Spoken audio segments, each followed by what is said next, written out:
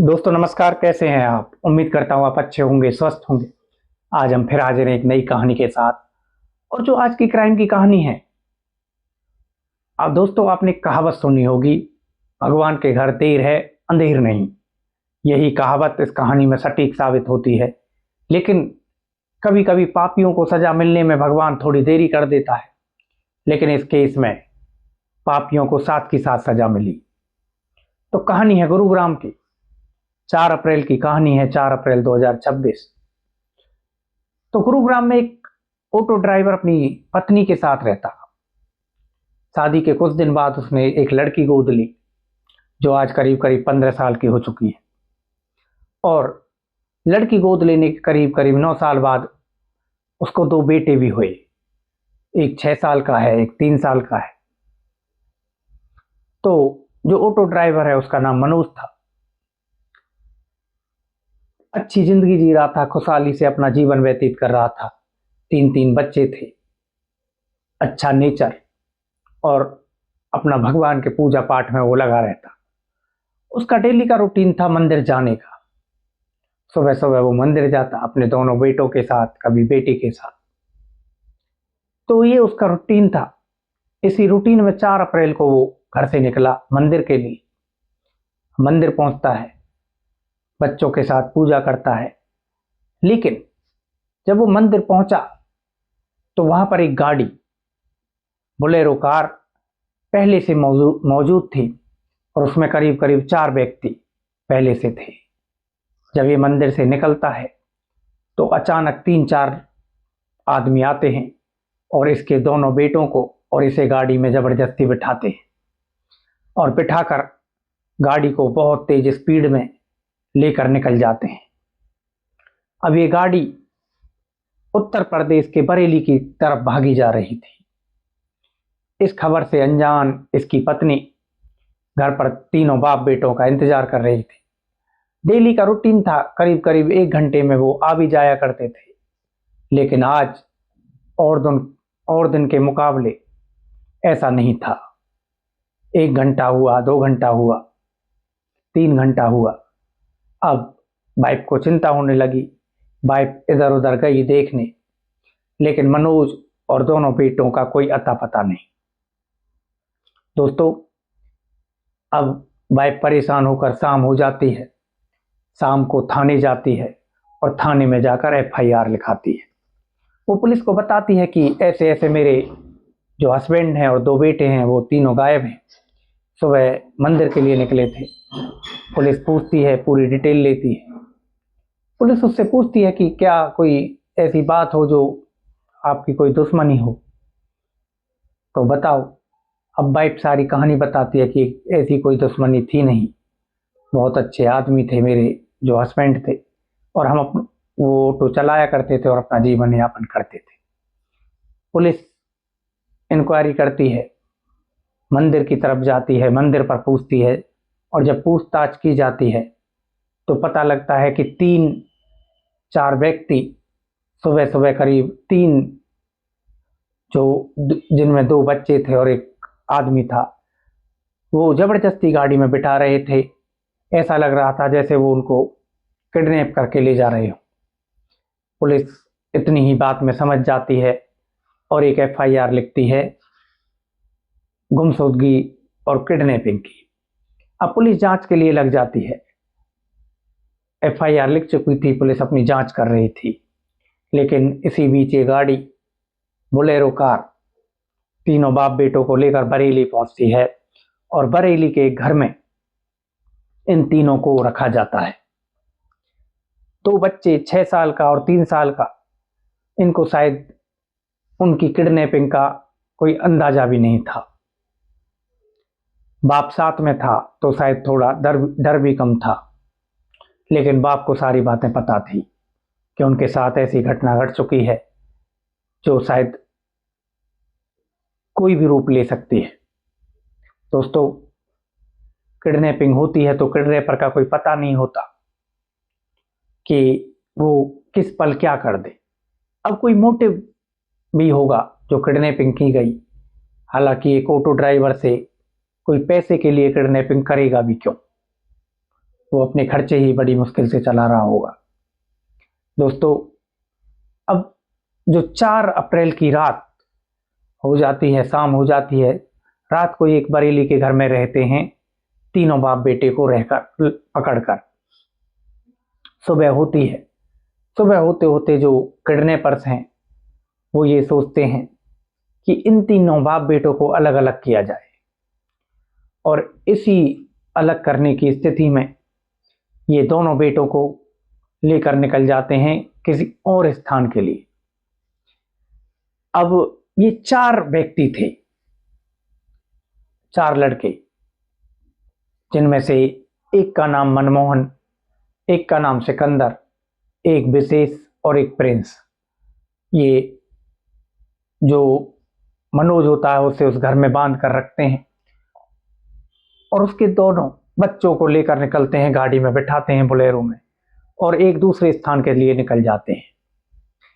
Bolero गाड़ी थी और स्पीड में लेकर ये निकलते हैं। जब ये आगे जाते हैं तो एक कंस्ट्रक्शन चल रही होती है पुल पर, रोड पर, और उसी का एक डाइवर्जन बना हुआ होता है रॉन्ग साइड का। लेकिन किडनैपर्स थे, इनको पता था कि अब तक FIR लिख चुकी होगी, पुलिस भी तलाश कर रही होगी। हाई स्पीड में गाड़ी चला रहे थे, और जब हाई स्पीड में ये गाड़ी चला रहे थे तो आगे चलकर एक बड़ा सा ट्रक खड़ा हुआ होता है, और गाड़ी आ रही थी, जा रही थी। एक गाड़ी की ओट में वो ट्रक दिखाई नहीं देता और इनकी हाई स्पीड कार एक साथ उस ट्रक में जाकर टकराती है, और अचानक एक साथ गाड़ी के चीथड़े उड़ जाते हैं। गाड़ी की ऐसी हालत थी कि जब लोगों ने देखा तो लोग समझ चुके थे कि जो भी इस गाड़ी में होगा वो जिंदा तो बिल्कुल नहीं बचा होगा। गाड़ी के पीछे पीछे एक बाइक जो स्पीड से आ रही थी वो भी टकराती है, और उस पे भी 2 व्यक्ति थे, दोनों घायल हो जाते हैं। पुलिस बुलाई जाती है एक्सीडेंट केस में। पुलिस आती है और चेक करती है। जो 2 व्यक्ति थे बाइक पर, दोनों मर चुके थे। हालांकि पुलिस ने हॉस्पिटल भिजवाया, लेकिन पुलिस देख चुकी थी कि दोनों की डेथ हो चुकी है। अब गाड़ी में से निकालने की बारी थी। गाड़ी में ऑन द स्पॉट 3 व्यक्तियों की जान चली गई, और जो 3 व्यक्ति की जान गई और एक व्यक्ति घायल अवस्था में बाहर निकाला गया। पुलिस सभी को हॉस्पिटल पहुंचाती है, और जब हॉस्पिटल पहुंचाती है तो 5 व्यक्ति डेड डिक्लेयर करे जाते हैं और एक घायल अवस्था में होता है। इसी बीच जब पुलिस को पता लगता है कि 2 और ऐसे शख्स हैं जो गाड़ी में हैं, और उनमें एक 6 साल का और एक 3 साल का बच्चा, जिनको सिर्फ थोड़ी सी चोट आई, वो भी गाड़ी से निकलते हैं, और एक चमत्कार सा पुलिस को ये दिखाई देता है। अब बच्चे भी हॉस्पिटल पहुंचाए जाते हैं, उनका इलाज चल रहा था। पुलिस इंतजार में थी उस शख्स के होश में आने के लिए जो गंभीर रूप से घायल था। दोस्तों, इतनी गंभीर रूप से वो घायल था, पुलिस को अभी पता नहीं था कि ये किडनैपर्स हैं। 4 बच्चे, 4 वयस्क, 2 बच्चे एक बोलेरो गाड़ी में तहस नहस थे। लेकिन बच्चे बच चुके थे और 3 मर चुके थे, एक अभी ठीक था, हॉस्पिटल में एडमिट था। अब उसे होश आता है। जब होश आता है तो पुलिस पूछताछ करती है, तो वो बताता है कि ऐसे ऐसे हम 4 दोस्त। लेकिन इसके बताने से पहले, क्योंकि ये गंभीर रूप से घायल था, पुलिस खुद एक इंक्वायरी बैठाती है, और इंक्वायरी वो यूपी उत्तर प्रदेश सरकार ने एक ऐप बनाई हुई है, उसमें वो सारे क्रिमिनल्स का डाटा रखती है। पुलिस अपना सेल्फ इंक्वायरी करती है और उस ऐप के सहारे कोशिश करती है कि पता लगाया जाए कि ये व्यक्ति हैं कौन। और जब पता लगाती है, उनका डाटा डालती है, तो पता लगता है कि ये चारों जो व्यक्ति हैं ये पहले से क्रिमिनल बैकग्राउंड के हैं और इनमें से 2 मर्डर के केस में भी जेल काट चुके हैं, अभी जमानत पर हैं। अब पुलिस को ये पता लग चुका था कि चारों क्रिमिनल हैं, लेकिन इनके साथ जो 2 ये बच्चे हैं वो हैं कौन। इसी इंक्वायरी के बीच अब जो लड़का है चौथा, उसे होश आता है। पुलिस उससे पूछताछ करती है, तब वो बताता है और वो एक नई कहानी बताता है। वो बताता है कि हमने जो ये बच्चे हैं और इनके साथ एक लड़का, इनका पिता, तीनों को किडनैप किया गुड़गांव से, और गुड़गांव से लेकर हम इन्हें आए हैं। लेकिन पुलिस को अभी जो इनके पिता है उसका कोई पता नहीं था। पुलिस गुड़गांव फोन करती है और पता लगाती है कि क्या वहाँ कोई सच में किडनैपिंग का केस दर्ज है। और जब वहाँ से इंक्वायरी होती है तो पता लगता है कि हाँ, सच में एक किडनैपिंग हुई है और उसमें 2 बच्चे और एक उनका पिता भी है। अब पुलिस सोचती है कि 2 बच्चे तो हैं, लेकिन इनका पिता कहाँ है। तो मनोज से पूछताछ की जाती है तो वो बताता है कि बरेली के एक घर में इसके पिता को किडनैप करके बांध कर रखा हुआ है, और जो घर है वो मनमोहन का है, जो अब मर चुका है।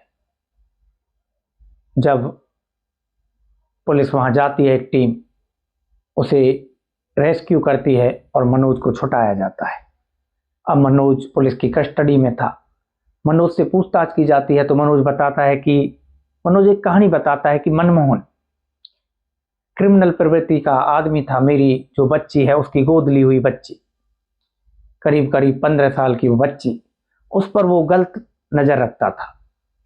कई बार उनकी बहस हुई, बच्ची ने मनोज को बताया तो कई बार लड़ाई भी हुई, और इसी लड़ाई का बदला लेने के लिए मनमोहन ने मनोज और उसके दोनों बच्चों को किडनैप किया।